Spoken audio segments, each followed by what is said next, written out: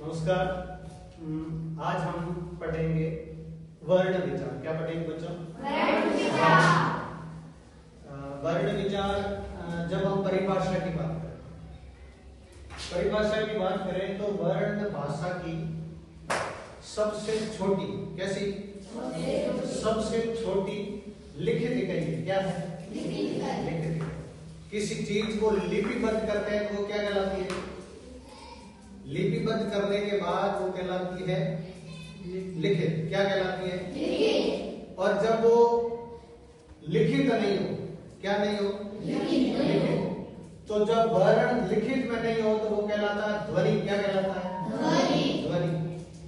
जब भाषा की सबसे छोटी इकाई लिखित में हो तो वो कहलाती है वर्ण। क्या कहलाती है? वर्ण। जब वो भाषा की सबसे छोटी इकाई लिखित ना हो तो वो कहलाती है ध्वनि। क्या कहलाती है? ध्वनि। तो हम क्या पढ़ रहे हैं? वर्ण विचार। क्या पढ़ रहे हैं? और वर्ण की परिभाषा क्या है? भाषा की सबसे छोटी लिखित इकाई को क्या कहते हैं? वर्ण। क्या कहते हैं? वर्ण। और वैसे वर्ण का प्रारंभिक इतिहास की बात करें तो इसको पाणिनि ऋषि ने, किस ऋषि ने? पाणिनि ऋषि ने 14 सूत्रों में विभक्त किया। कितने सूत्रों में? 14 सूत्र। बोलो कितने सूत्रों में? 14। किस ऋषि ने? पाणिनि। किसने? पाणिनि। ऐसा कहते हैं कि एक बार भगवान पाणिनि, क्या नाम था? पाणिनि। और महर्षि याज्ञवल्क्य, क्या नाम था? याज्ञवल्क्य। क्या बोलो क्या नाम था? याज्ञवल्क्य और पाणिनि के बीच हुआ शास्त्रार्थ। क्या हुआ? शास्त्रार्थ। शास्त्रार्थ का अर्थ क्या होता है? शास्त्र प्लस अर्थ। शास्त्र प्लस अर्थ। शास्त्रों को लेकर जो वाद विवाद होता है, जो शास्त्रों को लेकर जो बातचीत होती है उसको क्या कहते हैं? शास्त्रार्थ। महर्षि पाणिनि और याज्ञवल्क्य के बीच हुआ शास्त्रार्थ और उसमें पाणिनि ऋषि की हार हुई। किसकी हार हुई? पाणिनि ऋषि की हार हुई।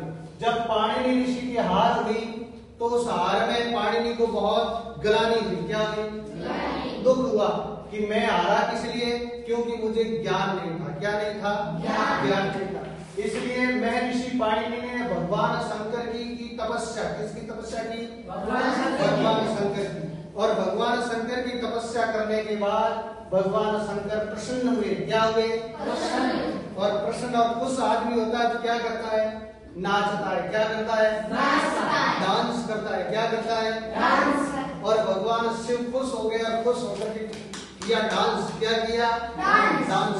और वो डांस जो शिव का डांस होता है ना, वो डिस्को डांस नहीं होता। क्या नहीं होता? डिस्को डांस नहीं होता। भगवान शिव का जो डांस होता है उसको कहते हैं, क्या कहते हैं? डमरू पर जो डांस होता है शिव जी का, उसको क्या कहते हैं? डमरू पर जो डांस करते हैं उसको क्या कहते हैं? नृत्य वसाने नटराज राजो नदाज ढक्कम नव पंचवारण। शिव जी ने प्रसन्न होकर के डांस किया और वो डांस कितनी बार किया? 9 बार। 9 और 5 बार। कितनी बार? 9 और 5 बार डमरू बजाया। और 9 और 5 कितने होते हैं? बोलो 9 और 5 कितने होते हैं? 14। तो 14 बार डमरू बजाया और 14 बार डमरू से आवाज निकली। क्या निकली? नृत्य का क्या होता है? नृत्य का होता है नाट्य। नृत्य का अर्थ होता है नृत्य करना। शिव जी ने नृत्य किया और नृत्य करने के बाद में बजाया डमरू। क्या बजाया? डमरू। डमरू बजाया। अवसान का अर्थ होता है खत्म। अवसान का अर्थ क्या होता है? नृत्य को खत्म होने के बाद नटराज राजो, नटराज राजो का अर्थ है महादेव। महादेव ने ननाद, ननाद का अर्थ होता है आवाज या ध्वनि, और ढक्कम यानी डमरू बजाया। कितनी बार? 9 और 5। कितनी बार? 14। कितनी बार? 14। जब 14 बार वो बजाया तो आवाज आई 14 बार में अलग अलग। कैसी आई? अलग अलग आवाज आई। और वो अलग अलग आवाज थी, वो थी माहेश्वर सूत्र के 14 सूत्र। कितने सूत्र बने? तो पहला सूत्र है उसका जो माहेश्वर सूत्र आपको मैं बता रहा, ये एक ऐसा सूत्र है जिससे सारी व्याकरण निकलेगी, पूरी की पूरी व्याकरण इसी माहेश्वर सूत्र से निकलेगी। इसी माहेश्वर सूत्र से आपके प्रत्याहार निकलेंगे। क्या निकलेंगे? और इसी माहेश्वर सूत्र से आपकी सारी की सारी संधि बनने वाली है। इसी माहेश्वर सूत्र से सारे के सारे संधि के सूत्र बनने वाले हैं। इसलिए माहेश्वर सूत्र को याद करना बहुत आवश्यक है। जिनको व्याकरण तैयार करनी है उनको सबसे पहली शर्त है कि उनको माहेश्वर सूत्र याद होना चाहिए। क्या होना चाहिए? माहेश्वर सूत्र अलग से कुछ नहीं है, ये केवल मात्र जो अपनी वर्णमाला पढ़ते हैं। क्या पढ़ते हैं? वर्णमाला। उस वर्णमाला से निकले हुए शब्द है उसको कहते हैं माहेश्वर सूत्र। क्या कहते हैं? माहेश्वर सूत्र। तो पहला जो माहेश्वर सूत्र है अ ई उ ण, ये पहला सूत्र है। क्या कौन सा सूत्र है? अ ई उ ण। बोलो अ ई उ ण, अ ई उ ण। जो वीडियो को देख रहे हैं वो भी एक बार बोलेंगे अ ई उ ण। पहला सूत्र क्या है? अ ई उ ण।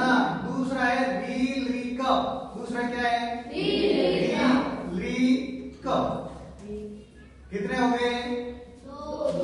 पहला सूत्र बोलो दूसरा री री क, तीसरा ए ओंग ग। ये क्या है? ये अड़े नहीं है। क्या नहीं है? अड़े कोई वर्ण वाला का शब्द नहीं है, वर्णों में अड़े नहीं आता। ये है के को नाक से बोलते हैं तो बनता ग। क्या बनता है? ग। तो आज से आप इसको अड़े नहीं बोलेंगे, क्या बोलेंगे? ग। क्या बोलेंगे? ग। ए ओंग, ए ओंग।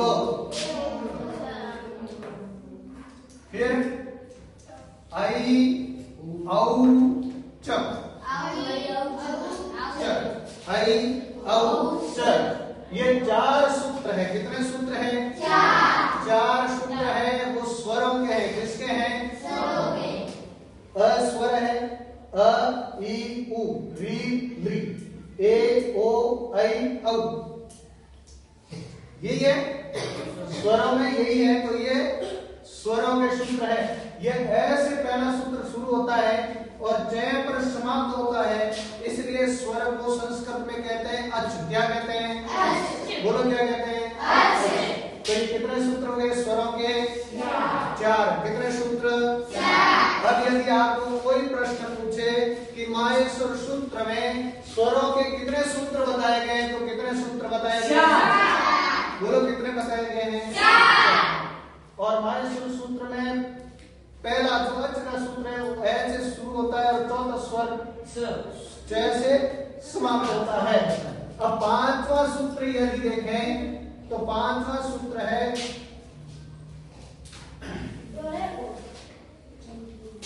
अयवर्ट। क्या है? अयवर्ट। ये कौन सा सूत्र है? 6ठा है लट। कितना सरल सूत्र है ना? इतना सा सूत्र अयवर्ट लट। 7वां है यम गणनम। क्या नाम है? यम गणनम। सरल है नहीं है? Yes sir. पहला बोलो आयुण, रीलिका, एवंग, अयुच, अयवर्ट, लट, यम गणनम। 8वां देखो ध भ य,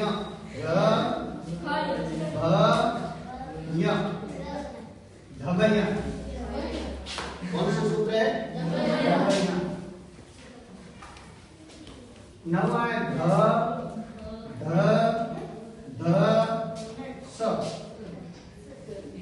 सरल है? धभैया गढ़ 10। तो 10वां लिख ले यहाँ। 10वां है ज ब ग द द स। जब गण 10। 11वां है ख ख स थ थ च ट त व। कितने हो गए? ख ख स थ च ट त व। क प य कितने हो गए? 12। फिर स स स र कितने हो गए? 13। और स स ल कितने हो गए? 14। ये कितने हो गए टोटल? 14। तो ये 4 किसके सूत्र हो गए? अच के। किसके हो गए? और 10 किसके हो गए? व्यंजन के। किसके? जो व्यंजन का सूत्र है ऐसे शुरू हो रहा है, किससे शुरू हो रहा है? और खत्म किस पर हो रहा है? ले पर। किस पर? ऐसे लेकर के ले के बीच में आते हैं, इसलिए संस्कृत में व्यंजनों को कहते हैं हल। क्या कहते हैं? ऐसे लेकर के ले तक। किस तक? अब माहेश्वर सूत्र में सारा सिस्टम उल्टा चलता है, जैसा आपने पढ़ा है उससे। जैसे ये स्वर पूरे हुए, उसके बाद में ये व र ल कौन सी लाइन शुरू आ गई? ये से यज्ञ वाली लाइन है, ये व र ल है कि नहीं है? फिर देखो ये गगड़े ये पढ़ते हैं। तो जो 5वां अक्षर है इसका कौन सा अक्षर है? 5वां। ये पहले 5वें का नंबर लगा है। किसका लगा है? ये 5वां है, मैं 5वां है, यह 5वां है, अणे 5वां है, न 5वां। तो पहले 5 वाले को लिखो। 5 से पहले क्या आएगा? 4। तो झ भ य घ ढ ध स। यह 4 में चौथा वर्ण है। कितना? कौन सा वर्ण है ये? चौथा वर्ण। चौथा। ये कौन सा है? 5वां। अब चौथे और 5वें में चौथे से पहले कौन सा आता है? तीसरा। कौन सा आता है? तीसरा। तो ज ब ग ढ ध स ये तीसरा है कि नहीं है? ये 5 अक्षर तीसरे के हैं। तीसरे से पहले कौन सा आता है? दूसरा। तो ये ख फ स ठ थ कौन सा? दूसरा है कि नहीं है? दूसरे से पहले क्या आता है? पहला। च ट त क प ये 5 पहला, और फिर ये स है और ये है। समझ आया? ये है माहेश्वर सूत्र। क्या है? माहेश्वर सूत्र। किसने लिखे थे? मैं ऋषि पाणिनि ने। किसने लिखे थे? मैं ऋषि पाणिनि ने। किसने लिखे? बोलो। संग वो डमरू किसने बजाया था? शिव जी। किसने बजाया था? शिव जी ने। किसने बजाया था? शिव जी ने जब डमरू बजाया तो कितने तरह की आवाज आई? 17। कितने तरह की?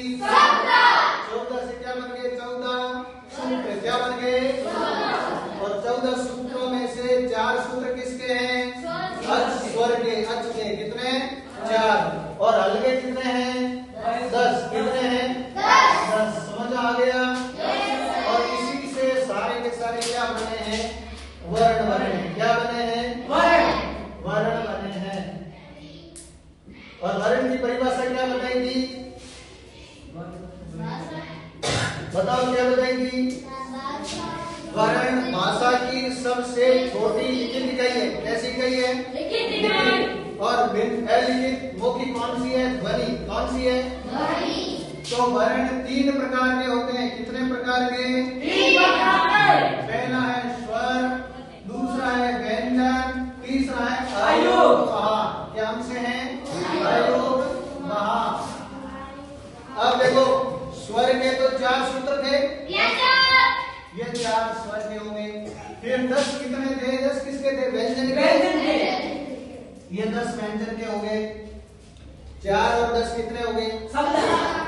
तो अब अयोग कहां से आएंगे? खत्म हो गया अपने पास, है ही नहीं। जो माहेश्वर सूत्र में जिसका वर्णन नहीं, जब माहेश्वर सूत्र में जिसका वर्णन नहीं, योग का अर्थ है जोड़ना। योग का क्या होता है?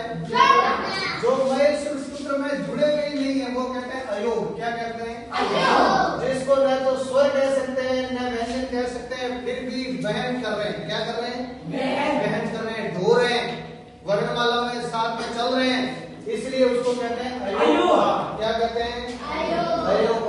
तो स्वर कितने हो गए? स्वर के सूत्र 4, व्यंजन के सूत्र कितने हो गए? 10। और अयोगवा में दो शब्द आते हैं, उनको कहते हैं विसर्ग। एक तो होता है विसर्ग, एक होता है अनुस्वार। क्या होते हैं? अनुस्वार। एक बार माहेश्वर सूत्र दोबारा देखो, इसमें अंग और है क्या? कहीं लिखा हुआ है अंग और नहीं है? तो अंग तो है अनुस्वार और है विसर्ग, तो वो इस पूरे माहेश्वर सूत्र में नहीं है, इसलिए कहते हैं अयोगवाह। क्या कहते हैं? अयोगवाह। अयोगवाह क्या कहते हैं? बोलो। अयोगवाह। स्वर कहां से शुरू? स्वरों की संख्या कितनी है? बोलो। माहेश्वर सूत्र के अनुसार बताओ, माहेश्वर सूत्र के अनुसार बताओ स्वरों की संख्या कितनी है? अब देखो 4 कहां है? 1 2 3 4 5 6 7 8 9। कितने? 9। कितने हैं? 9। बोलो कितने हैं? 9। स्वरों की संख्या माहेश्वर सूत्र के अनुसार कितनी है? 9। कितने? 9। और व्यंजनों की संख्या कितनी है? अब गिनो देखो, 1 2 3 4 5 6 7 8 9 10 11 12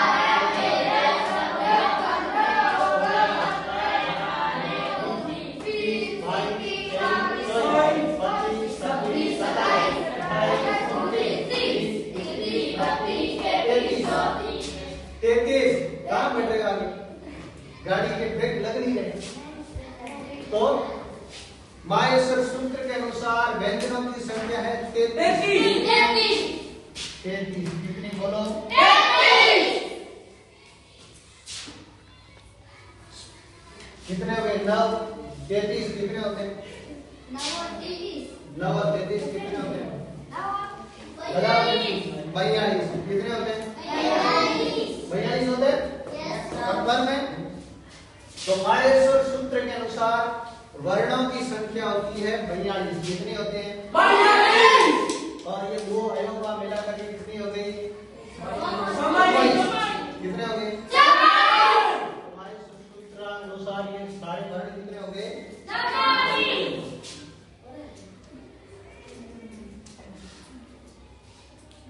समझ आ गया?